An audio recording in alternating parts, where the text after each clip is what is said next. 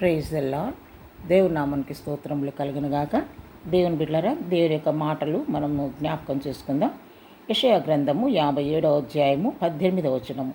నేను వారి ప్రవర్తనను చూచి తిని వారిని స్వస్థపరచుదును, వారిని నడిపింతును, వారిలో దుఃఖించు వారిని నేను ఓదార్చుదును. దేవుని బిడ్డ, మరి ఎన్ని సమస్యలతో నువ్వు ఉంటున్నావో, ఏ వ్యాధి చేత నువ్వు బాధపడుచున్నావో, ఏ విషయంలో నువ్వు దుఃఖాక్రాంతులవై మరి బాధపడుతున్నావో ప్రభువు చూచుచున్న దేవుడు. దేవునికి స్తోత్రం, హల్లెలూయా.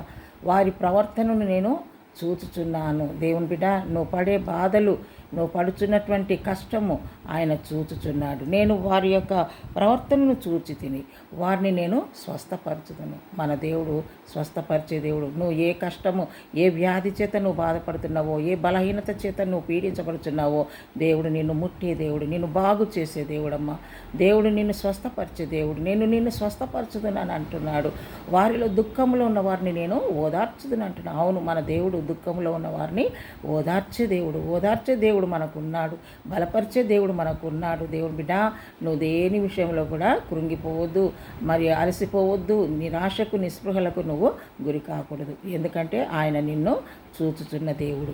నీ ప్రవర్తన అంతటిని ఆయన చూస్తున్నాడు. నీ కష్టాలు చూస్తున్నాడు, నీ బాధలు చూస్తున్నాడు, నువ్వు పడుచున్నటువంటి వేదన ఆయన చూస్తున్నాడు. నువ్వు ధైర్యం కలిగి ఉండు. ఈ దినం ప్రభు నిన్ను దర్శించబోతున్నాడు, నిన్ను స్వస్థపరచబోతున్నాడు, నిన్ను ఆదరించబోతున్నాడు, నిన్ను ఓదార్చబోతున్నాడు. హల్లెలూయా. రందర శబలరబ జీసస్, హల్లెలూయా. ధైర్యం కలిగి ముందుకు సాగు. దేవుడు నిన్ను దీవించునుగాక. దేవుడి కొద్ది మాటలు మన ఆత్మల మేలుకై దీవించునుగాక. ప్రార్థించుకుందాం. పరిశుద్ధాత్మదేవా, నీకు స్తోత్రం నాయన. వారిని నేను చూస్తున్నాను అంటున్నావు, వారిని బలపరుస్తానంటున్నావు, వారిని స్వస్థపరుస్తానంటున్నావు, వారిని ఓదారుస్తానంటున్నావు. ప్రభా, నువ్వు నమ్మదగిన దేవుడు. ఇదిగో నీ బిడ్డలను ప్రభావ నీ జ్ఞాపకం చేసుకొని ప్రతి బిడ్డ యొక్క అవసరతలు తీర్చండి, స్వస్థపరచండి, ధైర్యపరచి బలపరచమని యేసు నామములో ప్రార్థిస్తున్నాము తండ్రి. ఆమేన్. Praise the Lord. God bless you.